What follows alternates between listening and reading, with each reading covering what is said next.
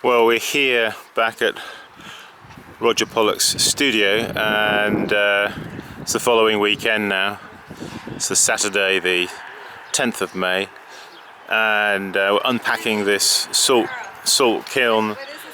So I just arrived a short while ago. They'd already started taking down they've taken down the wicket, which is the door. The brick door is known as a wicket. They've taken that down and taking out everybody's pieces.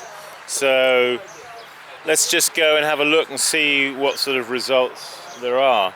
I can see some results right on the end of the table here. A little disaster with one of my pots stuck to Danny's pot there.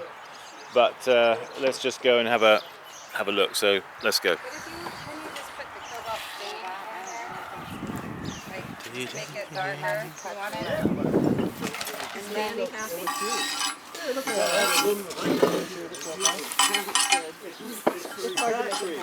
These are really nice, Simon. I like the weight of them and the feel. Oh yeah, I haven't actually had a look at those yet. Gorgeous. Very nice. Yeah, they came out quite well. These little flan dishes. I don't mind the little marks where we had the wads. I think that adds actually a bit of character. This is another piece of mine.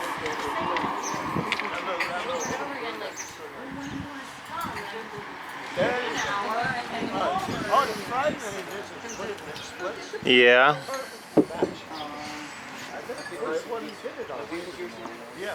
This can happen. It's picked up from the shelf there by the look of it.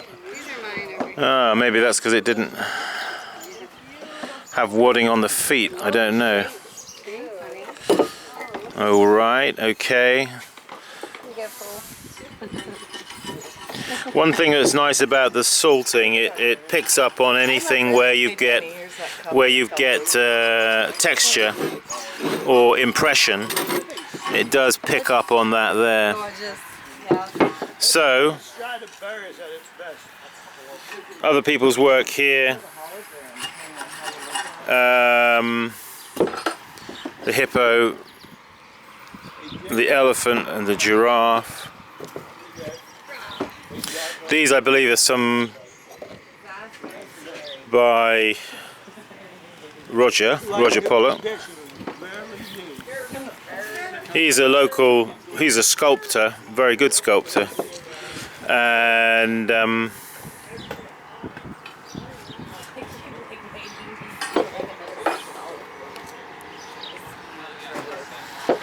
so we haven't really got to meet Roger in these videos, but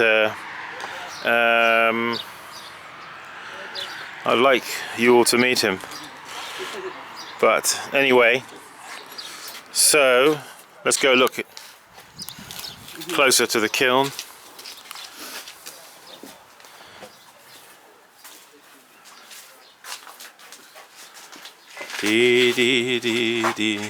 Of course, it's so important that everything is wadded up. Now there we can see the disaster on that shelf. You see there. I've got something going on there, some sort of...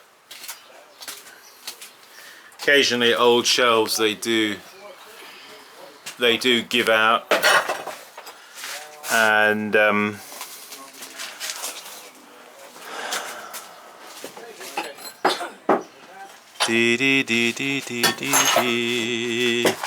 lot of cleanup, of course, to do after these kind of firings.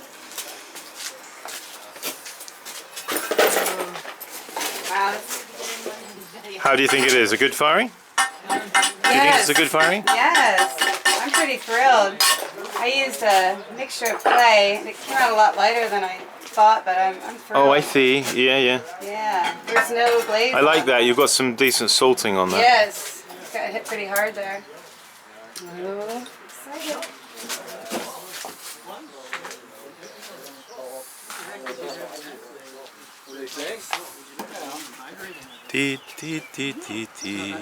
So these are all done now. I like this one. See, here you have an example of heavy salting here on the side of this bowl, which I quite like actually. I like a bit of. I wouldn't mind if it was a bit heavier.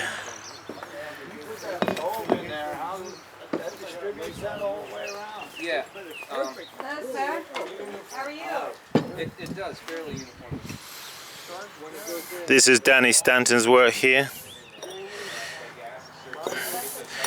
The expanded, textured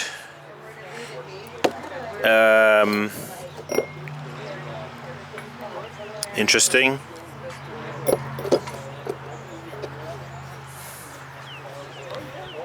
Dee dee dee dee.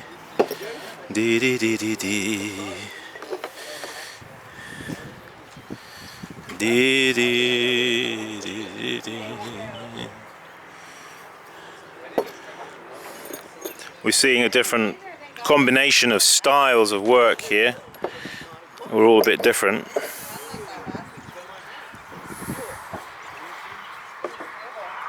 It's kind of interesting.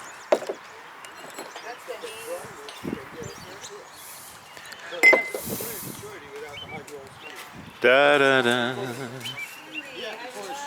Da da da da. La. They're kind of cute, aren't they? These I don't know if they're polar bears.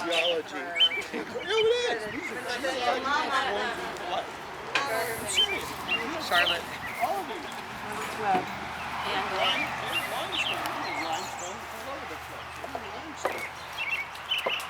Oh, there's Roger over there.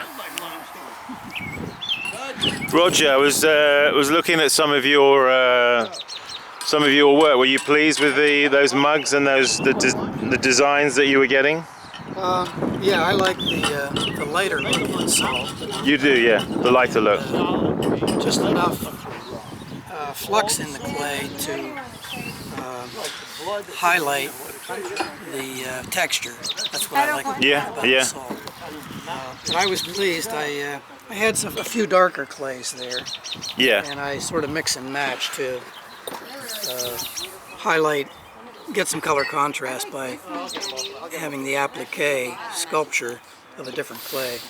And I work it both ways. Yeah. Light on dark, dark on light. Yeah. And these again are all experimental from hand-dug clays. Right, from local hand-dug clays? Yes. They're probably in this firing there are maybe 5 or 6 different geologic formations represented, and again all test pieces. That's why the salt kill is the perfect venue for me to experiment.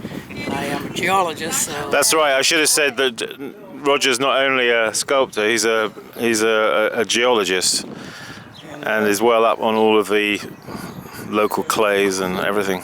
Simon, I'm willing to take you out and show you all my secret clays. Well, that's very generous of you. I do appreciate that. I would like to do that with you at some point.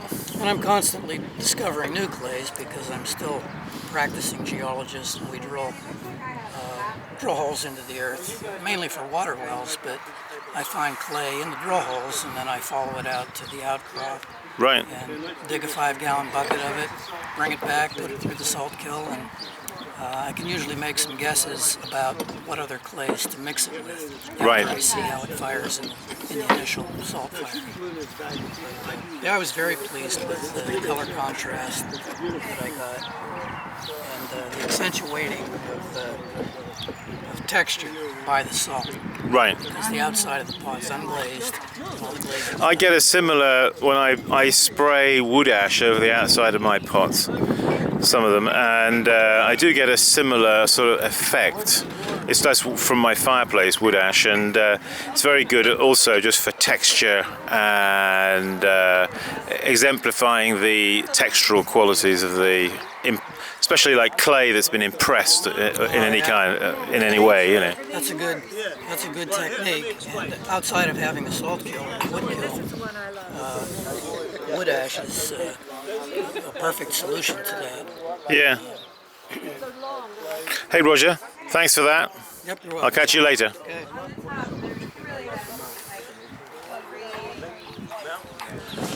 Well, folks, from here in Zion, near Belfont here, which is near State College, central Pennsylvania, we're going to sign off from here right now. Thanks for joining us. There's lots more to do here. I'm going to try and lend a hand, get some of these pots out and get them cleaned off. Hey, thanks for joining us and keep practicing. I'll see you. La la la la la la.